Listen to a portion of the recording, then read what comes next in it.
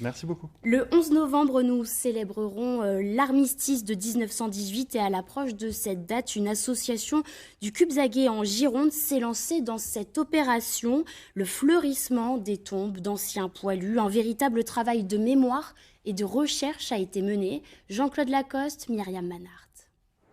Le devoir de mémoire s'illustre aussi avec des fleurs. Un paysagiste de Virsac a offert des chrysanthèmes aux membres de l'association Aral, un geste pour rendre hommage aux anciens soldats de la Première Guerre. Je n'aime pas gaspiller, donc je préfère offrir ça à des associations plutôt que de jeter les plantes. Donc on le fait pour cette association et on le fait aussi dans d'autres cadres quand on a des plantes invendues ou autres. Ça fait des heureux dans les associations qui se démènent tous les jours pour faire ce genre d'action.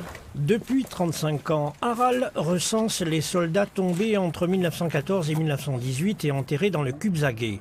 53 tombes ont été identifiées grâce au registre notamment des mairies et seront restaurées au fur et à mesure par ces passionnés d'histoire.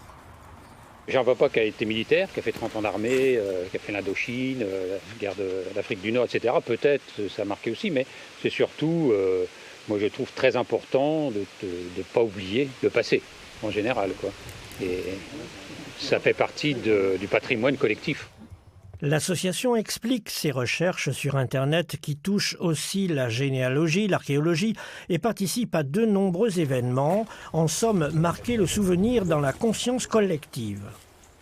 J'aime bien rechercher dans les archives, les vieux papiers, retrouver des histoires notamment de ces soldats, ce qu'ils ont été, ce qu'ils ont vécu avant, pourquoi ils en sont là, quels sont les descendants de ces fameux soldats, s'ils ont eu une descendance, qu'est-ce qu'ils sont devenus, voilà. Enfin, le carré militaire à Saint-Laurent-d'Ars, inauguré le 11 novembre 2019, s'inscrit aussi dans le calendrier des commémorations.